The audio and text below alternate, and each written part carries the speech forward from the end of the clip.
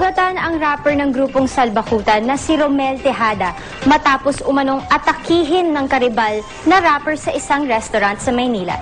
Ang report mula kay Jay Taruk.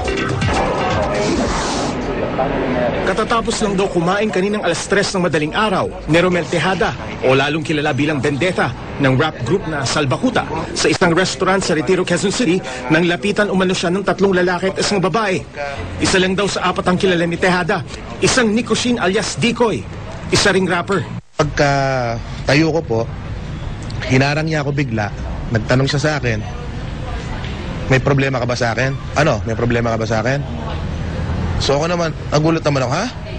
Pag yun ang reaksyon ko. So nung pagka ganun ang reaksyon ko, bigla niya ako sinuntok sa tagiliran.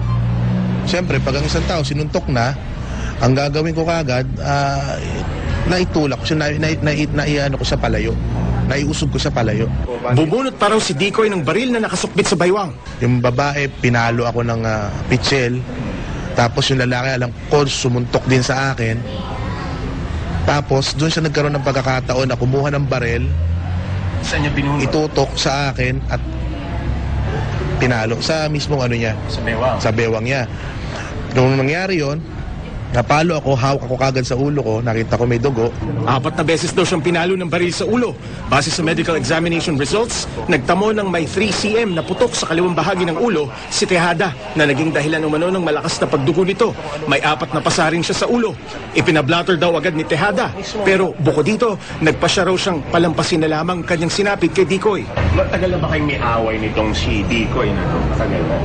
Actually, wala naman mong consider na away na mabigat na ano. Kumbaga, hindi ko rin maintindihan kung bakit din ginawa sa akin tong ganito na hanggang na ganito umabot ng kapisikal. Wala namang away na ganong kalalim para saktan ako. Sasampahan ba ng kaso? Nako, yan nga yung ano ko nang iniisip ko talaga pero para sa akin siguro, ipagpapasa Diyos ko na lang tong nangyari sa akin. Sinubukan namin kunan ng pahayag si Dikoy pero hindi namin siya mahagilap.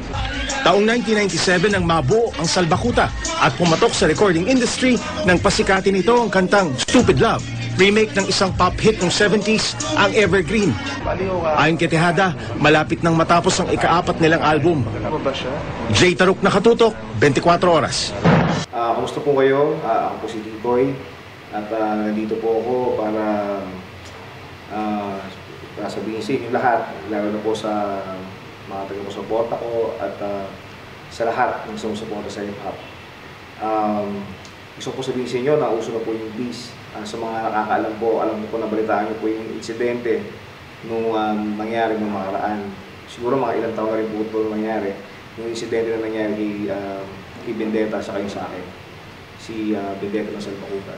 So, dahil po siguro sa init ng ulo at during that time, medyo magulo rin po yung mga nangyayari. Humantong po sa hindi maganda yung nangyari. So, gusto ko po sabihin sa inyo na personally, lalo na kay Vendetta, na bro, kung ano man yung nangyari dati, sana makalimutan na natin yun. And gusto ko nang maayos itong gulo na to. At personally, gusto ko sabihin sa iyo na natutuwa ako na tatapos na pong lahat. So maraming salamat po at sana maging aral po din sa inyo to na hindi lahat na nakukuha sa init